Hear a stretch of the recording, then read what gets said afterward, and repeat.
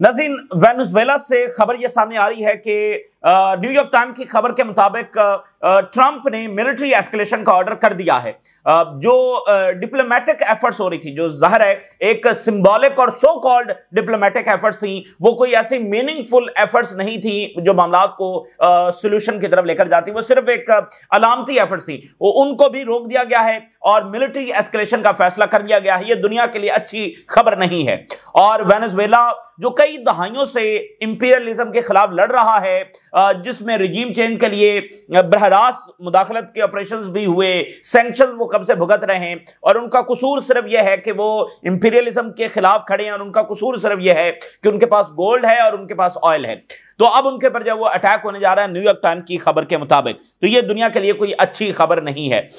अच्छा, दूसरी बात यह है कि यमन ने ड्रोन्स भेजे हैं इजराइल में और एक नई कैपेबिलिटी का मुजाहरा किया है। विद इन मिनट्स उन्होंने बहुत सारे ड्रोन जब इजराइल की तरफ भेजे हैं और फलस्तीनी रेजिस्टेंस ने अपनी की डिमांड्स रख दी हैं। ये डिमांड्स मानी जाएंगी तो बात आगे बढ़ेगी, नहीं मानी जाएंगी तो फिर इसके बगैर वो किस सूरत जो वो मानने वाले नहीं है। और इजराइल जो है इस वक्त जो वेस्टर्न जो सेलिब्रिटीज हैं उनको फंड कर रहा है ताकि जो पब्लिक ओपिनियन है उसको रिवर्स किया जाए इजराइल के हक में, लेकिन ऐसा होने वाला नहीं है।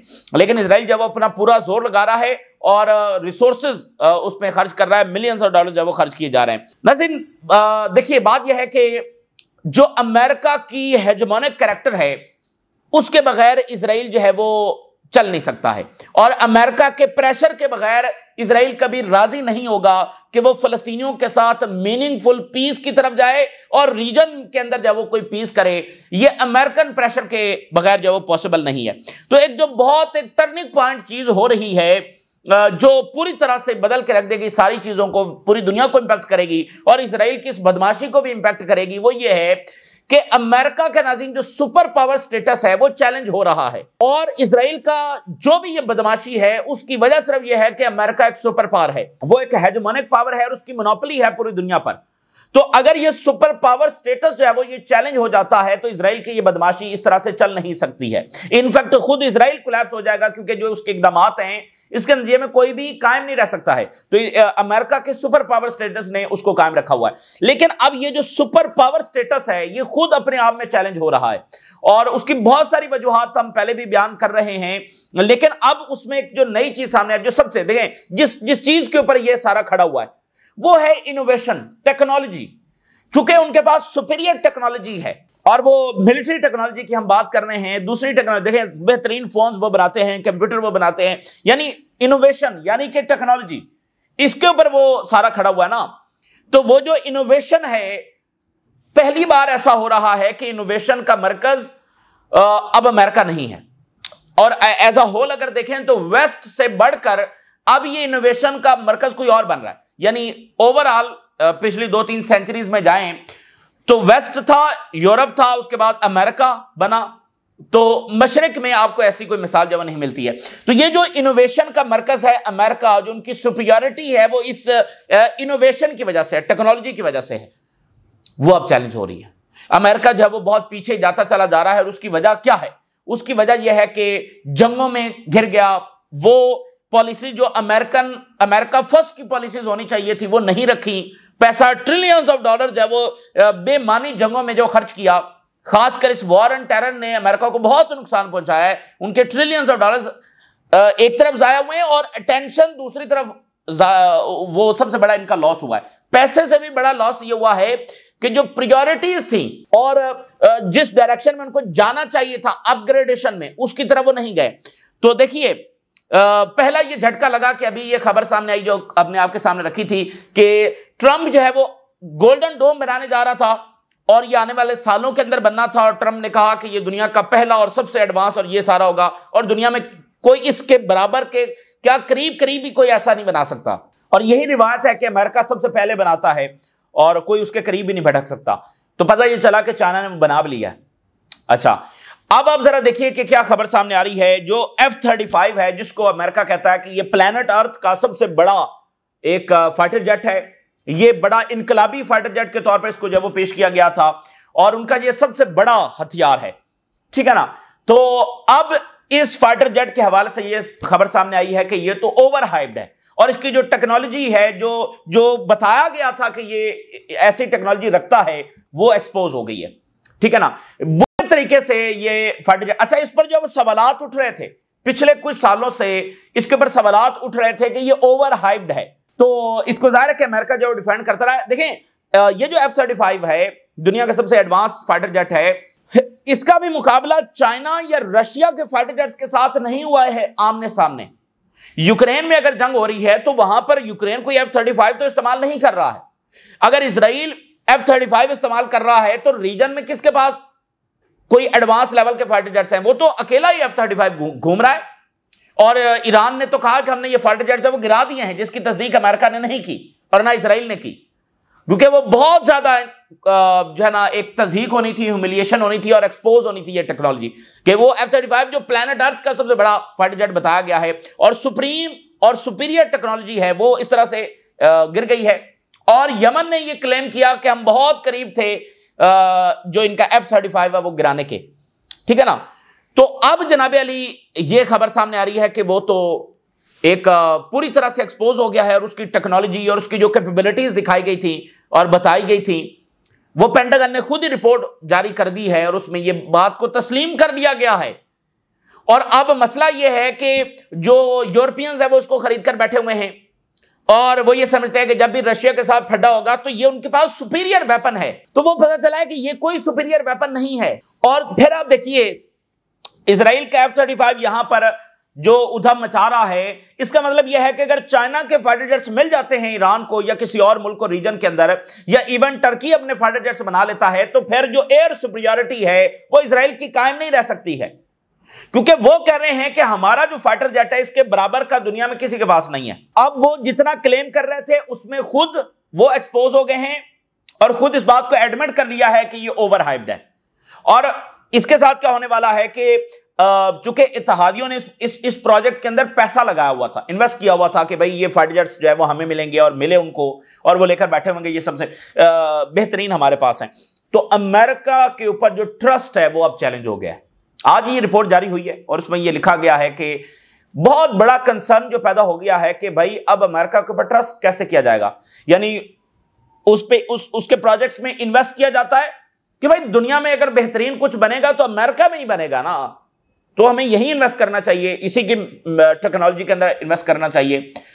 तो अमेरिका की जो आर्म्स सेल हैं और ये जो टेक्नोलॉजी है, ये अब बहुत बड़ा धचका है। आपको याद है ट्रंप बार बार कहता है कि दुनिया के सुपीरियर वेपन्स हमारे पास हैं, और ये जो सारे अमेरिका का सुपर पावर स्टेटस है वो इसी बुनियाद पर है ना कि वो कहते हैं हमारे पास सुपीरियर वेपन्स हैं, उनसे कोई जीत नहीं सकता है, और चाइना और रशिया की वेपन्स भी उनका जब सामना नहीं कर सकते हैं।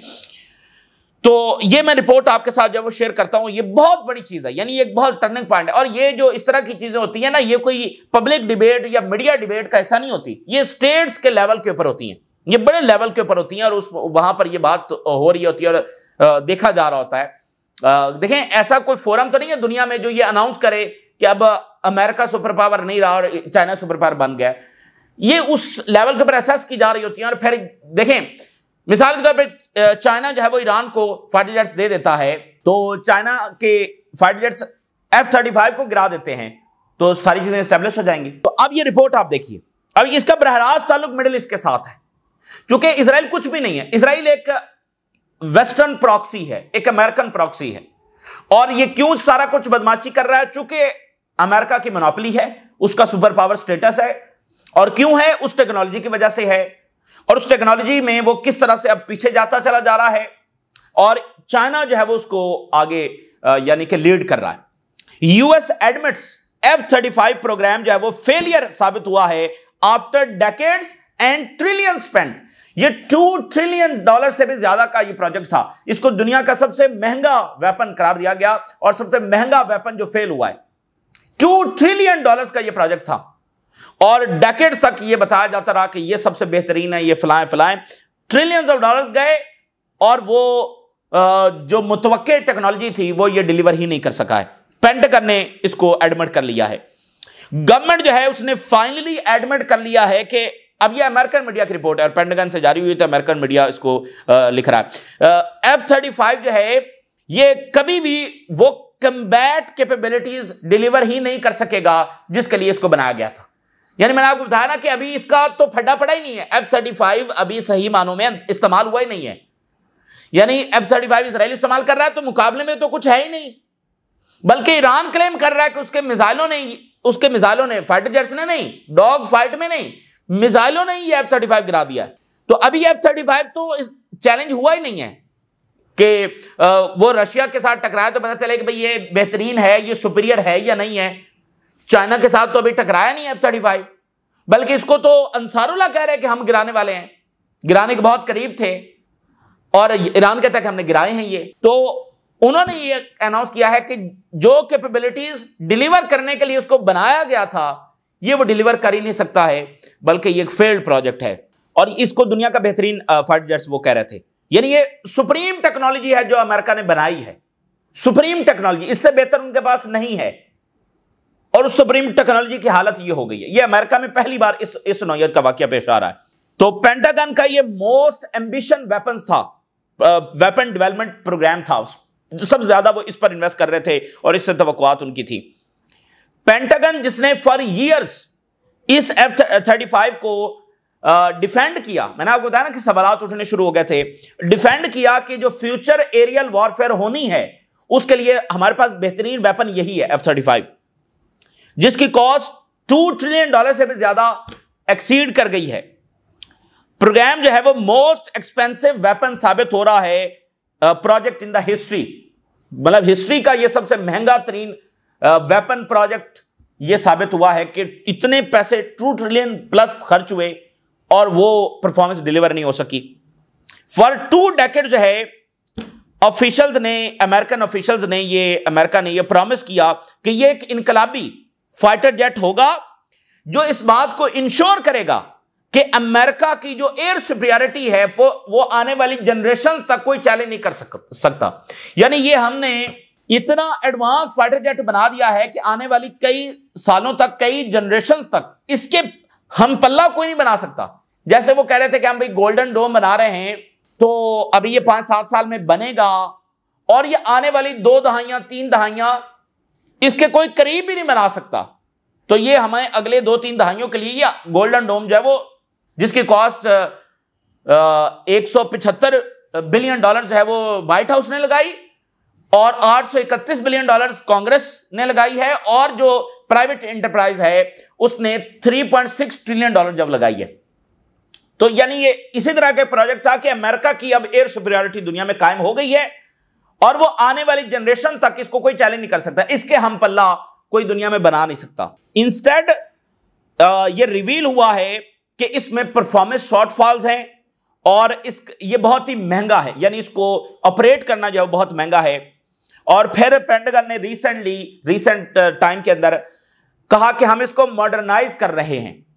तो मॉडर्नाइज इसलिए उन्होंने कहा कि वो चाहते थे कि जो फंडिंग है जो मुख्तलिफ मुल्कों से आ रही है वो जारी रहे and avoid scrutiny from Congress, और कांग्रेस इसकी जांच पड़ताल ना शुरू कर दे कि भाई अच्छा अगर इसमें इतने शॉर्टफॉल्स हैं तो फिर इतना पैसा किसने जाया करवाया, किसका प्रोजेक्ट था, मतलब पूरी कांग्रेस की स्क्रूटनी शुरू हो जाए और जो बाहर से फंडिंग आ रही है, जो यूरोप से आ रही है, बाकी थादियों से आ रही है, वो रुक जाएगी कि ये तो वो चीज ही नहीं बन पा रही। तो उन्होंने कहा जी हम इसमें थोड़ी बहुत तब्दीलियां कर रहे हैं। वो तब्दीलियां नहीं, वो एक्चुअल वो चीज डिलीवर नहीं कर पा रहे। Fall out for US allies and global weapon sales, मैंने आपको बताया ना ये कोई मीडिया डिबेट या उसका हिस्सा नहीं है, ये बहुत बड़ी चीज है, एक बहुत बड़ा आप कह लेंगे धचका है। अब अमेरिका की जो ग्लोबल वेपन सेल है उसके ऊपर यह असर पड़ने जा रहा है और एक बहुत बड़ा धचका है अमेरिकन इत्तेहादियों को जो सिर्फ यह समझ के बैठे हुए थे कि भाई जो कुछ है अमेरिका के पास है, इसके हम पल्ला दुनिया में कोई नहीं बना सकता। F-35 की जो शॉर्ट कमिंग्स हैं, गो बियॉन्ड वेस्टेड मनी, पैसा जाया, और 19 मुल्कों ने इसको परचेज किया है, यूके, नॉर्वे, इटली, और इनमें से बहुत सारे ऐसे हैं जो इस प्रोग्राम में पार्टनर थे, यानी जिन्होंने ऑलरेडी इन्वेस्ट किया हुआ था। एक तो है ना कि बन गया तो खरीदा, कुछ थे जो इन्होंने इन्वेस्ट किया हुआ था इस प्रोग्राम के अंदर। इन नेशंस ने इन्वेस्ट किया हैवीली, एक्सपेक्ट किया कि दुनिया का world most advance fighter jet जो है वो उनके पास आएगा। They now face rising cost and reduce performance. अब ये खुद इत्तेहादी फंस गए हैं कि परफॉर्मेंस इसकी वो है नहीं और कॉस्ट जो है वो उनकी बढ़ रही है। और इन इत्तेहादियों ने बिलियंस ऑफ जो है वो कमिट किए हुए हैं और based on the Washington assurance. क्यों? क्योंकि अमेरिका ने एश्योरेंस दी थी कि हम आपको बेहतरीन टेक्नोलॉजी जो है वो बना के देंगे, दुनिया का एडवांस तरीन, इसके हम पल्ला पूरे प्लेनेट पर नहीं होगा। वो सब खुडे लाइन लग गया है और इससे जो फ्यूचर डिफेंस स्पेंडिंग है, कॉपरेशन एंड आर्म सेल, वो सारी मुतासर होने जा रही है। यानी वो भरोसा टूट गया है कि भाई बेहतरीन चीज ये बना कर देंगे, वो टेक्नोलॉजी बेहतरीन इनके पास है, सुपीरियर है, वो चीज है वो इससे बहुत ज्यादा टोटल जो है चैलेंज हो गई है। और कॉपरेशन, स्पेंडिंग कॉपरेशन और आर्म सेल जो है, भाई आपको पता है ना कि ये फोन दुनिया का बेहतरीन फोन है, तो अगर ये एक्सपोज हो जाए तो फिर ये आप आंखें बंद के ये खरीदते हैं, आंखें बंद करके खरीदते हैं ना भाई ये बेहतरीन है, तो अगर ये चैलेंज हो जाए तो फिर आप खरीदेंगे, फिर आप मुतबादल की तरफ जाएंगे ना। जो वहां तो आंखें बंद करके खरीदा जाता था कि ये जो इनके पास है यही है, दुनिया में इससे बेहतर तो हो नहीं सकता।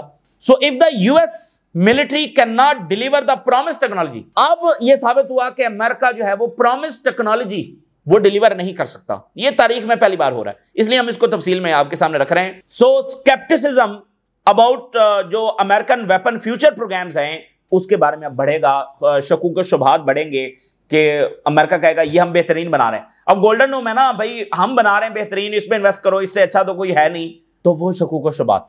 And reducing the trust in the countries defence industry, और जो ट्रस्ट है अमेरिकन वेपन्स के ऊपर वो रिड्यूस होने जा रहा है।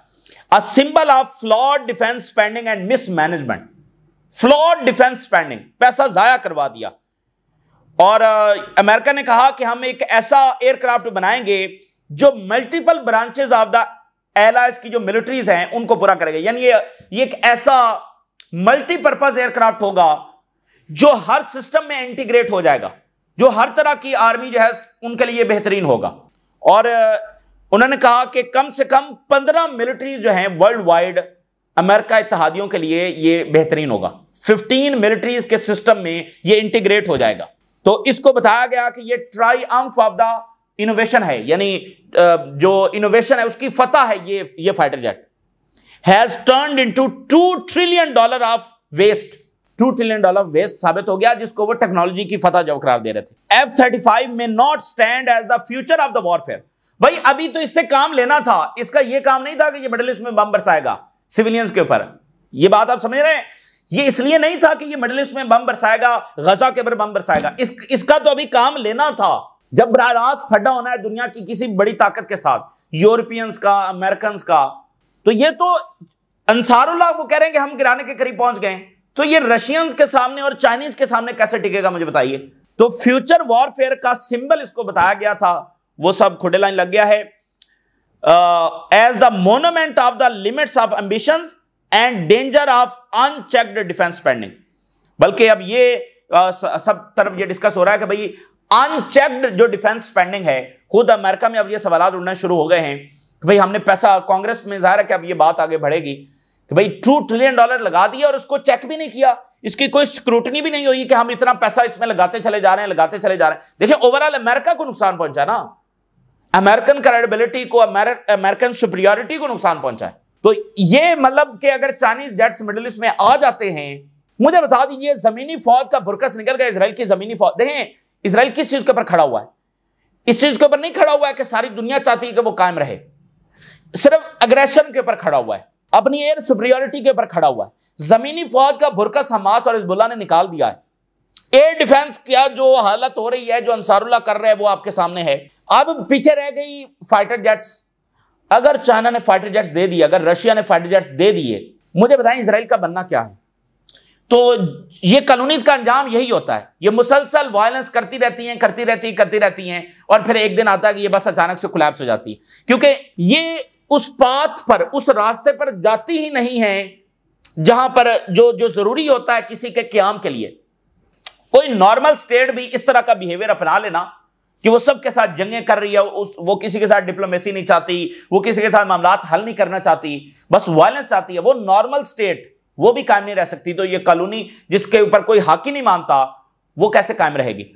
तो इसने वो पाथ लिया ही नहीं है, ये बस इसी पर खड़ा रहा है, हमारे पास ये फाइटर जेट्स हैं, हमारे पास ये फलाना है, हमारे पास ये फलाना है। वो जमीनी फौज का और टैंकों का और इनकी उस टेक्नोलॉजी का बुरकस तो गजा में निकल गया और लेबनान में निकल गया और अंसारुल्लाह के ड्रोन्स और मिसाइलों में निकल गया और ईरानियन मिसाइलों में निकल गया। अब पीछे बच गया फाइटर जेट्स, जो कि ईरान कहता है कि हमने गिराए हैं, चलो वो पता चल जाएगा।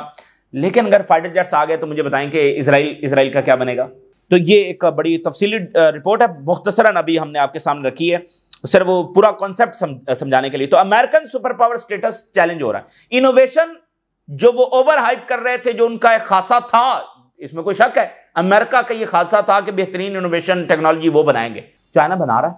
तो यमन ने 3 ड्रोन्स भेजे हैं 20 मिनट के अंदर अंदर, एक ड्रोन आया, फिर पीछे से दूसरा, फिर पीछे से तीसरा, 20 मिनट्स के अंदर उन्होंने 3 ड्रोन जब दाग दिए। तो ये एक नई कैपेबिलिटी का, ये 7 अक्टूबर के हवाले से उन्होंने ये ड्रोन जब फायर किए हैं।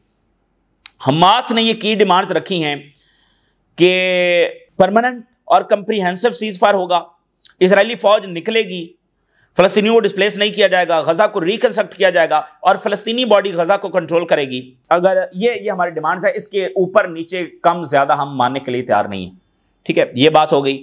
और हमास ने कहा कोई टोनी ब्लेयर इस तरह इस नाम का कोई बंदा जो है वो यहां पर हमें कबूल नहीं है। और मिस्र ने कहा है कि इजिप्ट सेज के शर्मुल शेख में चुके ये मुज़ाकरात हो रहे हैं, शर्मुल शेख जो टॉक्स हैं, aim for full Israeli withdrawal.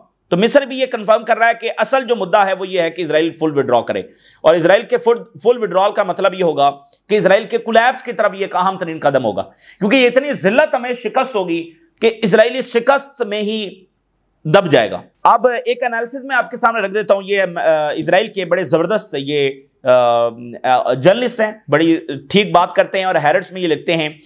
तो इन्होंने कहा है, ये फलस्तीनी रियासत के हामी और जो कुछ गजा में हो रहा है उसकी सख्त मुखालफत करते हैं। इन्होंने कहा है कि without American pressure nothing with move, hopes for wider political solution लो।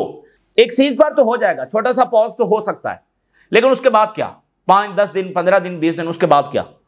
तो इनके मुताबिक अगर अमेरिका सीरियस ना हुआ और उसने कोई स्ट्रॉन्ग एक्शन इजराइल के खिलाफ ना लिया तो जंग दोबारा शुरू हो जाएगी। और उन्होंने कहा कि मौजूदा जो टॉक्स हैं ये सीज फायर की तरफ जा सकती हैं, लेकिन एक ब्रॉडर पॉलिटिकल सॉल्यूशन आ जाए कि को एग्जिस्टेंस हो जाए, मामला सेटल डाउन हो जाए, सब ठीक हो जाए, ये पॉसिबल नहीं है अगर अमेरिका ने इजराइल के खिलाफ एक्शन ना लिया, अगर उसने सही मानों में प्रेशराइज ना किया। उन्होंने कहा कि the proposal could stop the fighting, but if you ask me about some kind of further or greater solution, I think we are as far as we have been before this agreement. तो उन्होंने कहा कि अगर आप कहें कि cease fire हो जाएगा तो हो सकता है, लेकिन अगर यह पूछें कि ब्रॉडर कोई सॉल्यूशन हो जाएगा तो हम उतना ही दूर खड़े हैं जितना इस एग्रीमेंट के आने से पहले हम दूर खड़े थे, यानी कोई उम्मीद नहीं थी तो अब भी कोई उम्मीद नहीं है। एंडिंग द ऑक्यूपेशन, इजराइल के ऑक्यूपेशन को खत्म करने के लिए और फलस्तीनी रियासत हासिल करने के लिए, जो कि अमन का एक ही रास्ता है, इसके लिए अमेरिका की डिसाइसिव इंटरवेंशन की जरूरत होगी। अगर अमेरिका डिसाइसिव इंटरवेंशन इजराइल के खिलाफ नहीं करेगा तो कुछ हल होने वाला नहीं है, कुछ दिनों के बाद दोबारा जंग शुरू हो जाएगी। और अगर सीज फायर होता है तो, मतलब सीज फायर होता है तो, नहीं तो वैसे जारी है, अगर सीज फायर हो भी गया तो शुरू हो जाएगी। You will not get any further unless the American president will be decisive enough, which I have many doubts, कि अमेरिकन सदर जो है ट्रंप, जो वो डिसाइसिव अंदाज में इजराइल के खिलाफ एक्शन ले और प्रिंसिपल बात करे। और वो कहते हैं कि मुझे डाउट है कि ट्रंप ऐसी कोई अमल नहीं करेगा, कोई इजराइल के खिलाफ वो नहीं जाएगा, वो ज्यादा इंथ्यूजिस्टिक नहीं है फलस्तीनी रियासत के बारे में। Without American pressure nothing will move. और न्यूयॉर्क टाइम ये रिपोर्ट कर रहा है कि ट्रंप ने जो डिप्लोमेटिक एफर्ट्स हैं वेनेजुएला के साथ वो खत्म कर दी हैं, रोक दी हैं, जो कि ज़ाहिर सिंबॉलिक थी, उसी तरह की जिस तरह ईरान के साथ हो रही थी। Paving the way for potential military escalation, New York time की खबर है, जंग का फैसला हो चुका है। और ट्रंप ने इंस्ट्रक्ट किया है अपने स्पेशल एनवॉय को कि वो वेनेजुएला के साथ तमाम डिप्लोमेटिक कम्युनिकेशंस खत्म कर दे। और ये बात न्यूयॉर्क टाइम की, ये आखिरी हेडलाइन देखिए कि बहुत सारे मिलिट्री प्लान्स बना लिए गए हैं फॉर एस्केलेशन रिगार्डिंग वेनेजुएला, बहुत सारे मिलिट्री प्लान्स बना लिए गए हैं, न्यूयॉर्क टाइम ये खबर दे रहा है। तो ये जनाब अली इस वक्त की सूरत हाल है जो आपके साथ शेयर किया, आपने राज जरूर करें। इजाजत दीजिए, अल्लाह हाफिज।